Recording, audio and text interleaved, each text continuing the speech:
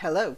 I'm going to be talking about a British explorer called Mary Kingsley, but not before I've finished talking about The Guardian, the government, the BBC and David Tennant.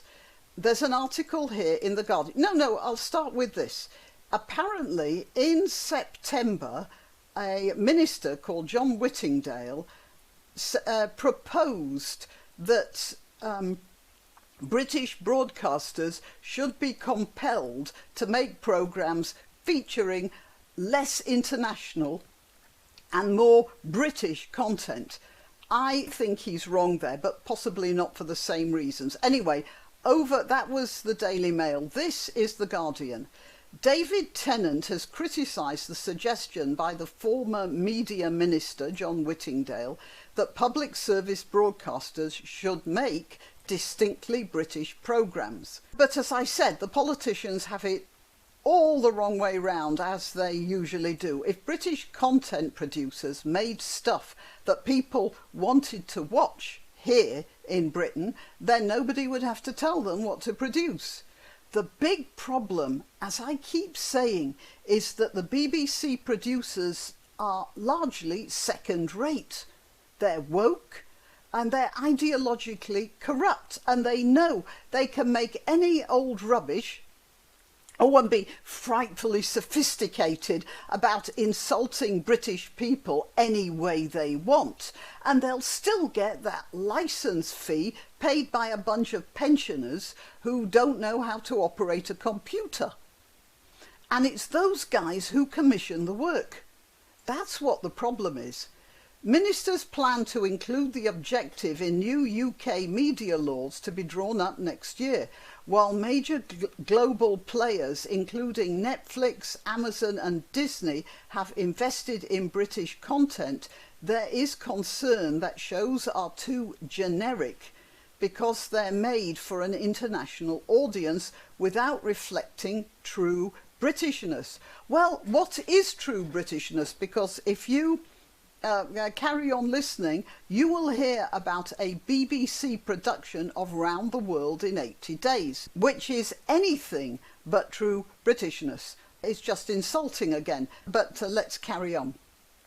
And as for this thing about the programmes being generic, well, yes, they're generic because the producers are generic. They don't think originally. There are one or two who think originally, but not many of them, and most of those have gone independent.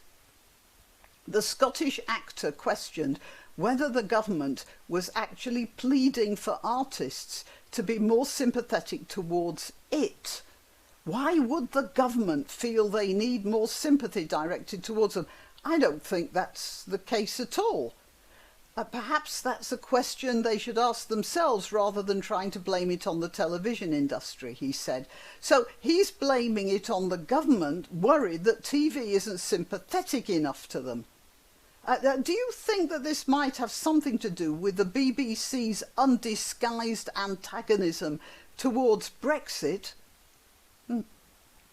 However, I do think it's interesting that he didn't criticise the producers or the filmmakers in the BBC, because he knows better than most the type of person I'm talking about. Can it be because he thinks he might not have a job if he starts criticising them the next time they're discussing actors for yet another generic script? It is a far, far better thing he does by criticising politicians then, isn't it? And now this is exactly what I'm talking about. The article goes on to explain that Tennant plays Phileas Fogg in the upcoming BBC production of Jules Verne's 1873 novel Around the World in 80 Days. In the story, Fogg and his newly appointed French valet attempts to circumnavigate the world on a wager of £20,000. Now you may ask why, even though Jules Verne was French, he gave his story a British protagonist. And I suspect that's because the British at the time were seen, both by themselves and the rest of the world, as the explorers and the adventurers and the entrepreneurs. Well, you know, France was having a bit of a rough time in the 19th century. It was torn by one revolution or government change after another. It wasn't just that thing with the guillotine in the 18th century. There was the First Republic, then the First Empire, then the Restoration, then the July Monarchy, and the Second the Second Republic, and then the Second Empire, and then the Third Republic. It was not a stable time for French people, who must have been looking across the Channel with envy at the stolid, unruffled progression of the British institutions with their long-lived Queen tying it all together. I want you to bear that in mind while I read the next bit of The Guardian's historically ignorant article. Verne's protagonist, a wealthy Victorian gentleman with a stiff upper lip, previously played by David Niven magnificently, and Steve Coogan, I haven't seen that one, among others, has been interpreted as an attempt by the author to explain the zenith of empire and the invulnerability of upper-class white men. They had to get that in, didn't they? And then, you notice this, has been interpreted. Interpreted by who?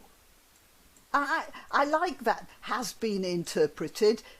It's a great way of giving an impression of knowledge being written down without actually citing any sources, or indeed without making any sense.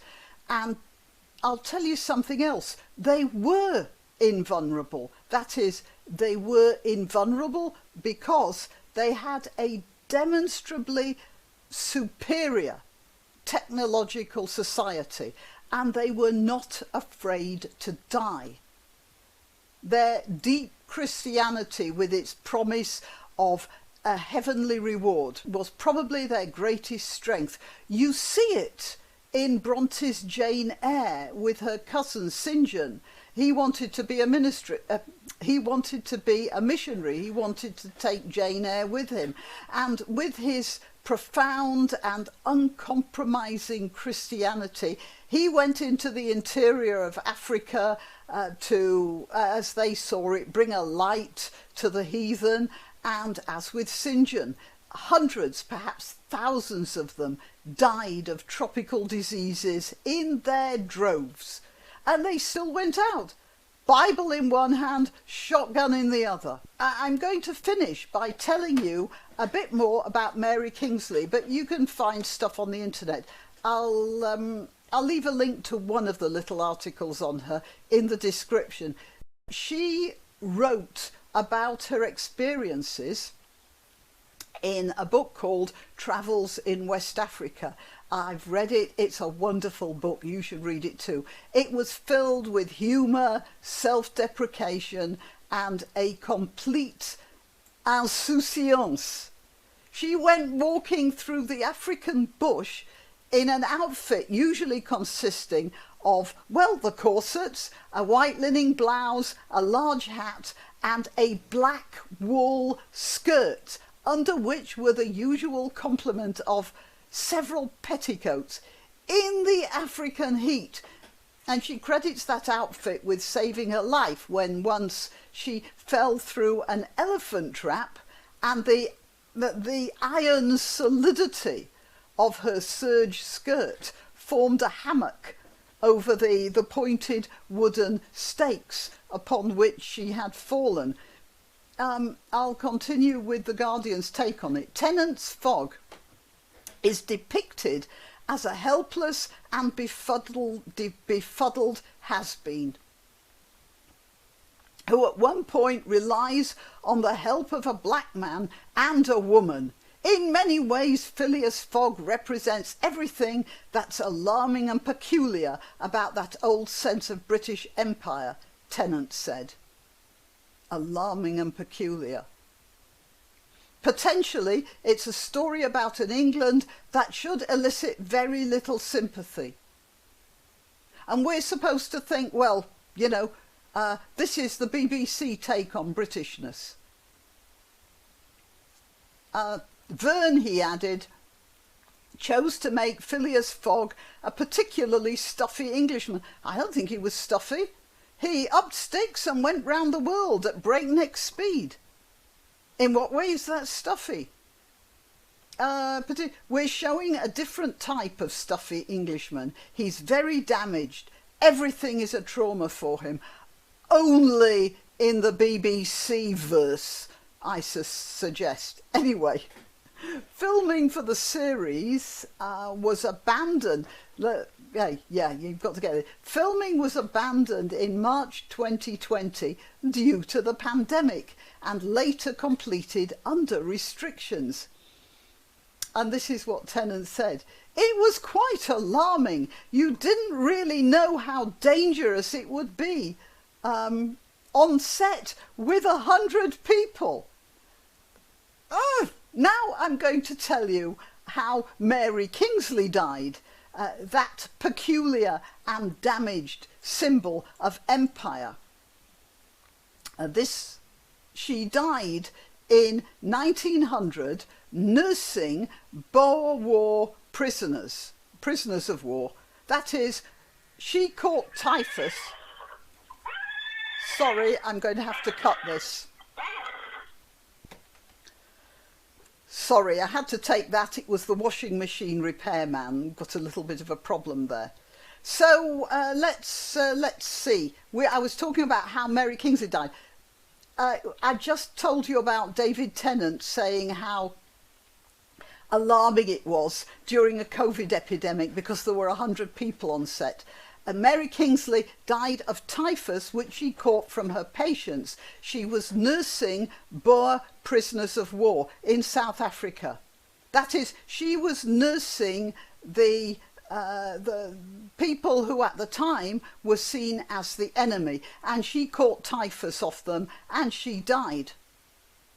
And this is the difference between the real British Empire and the one described by, well, projected by wimps, well, obvious wimps like David Tennant. I'll just finish with one more story about Mary Kingsley. She recalled fending off an attacking leopard with a couple of stools.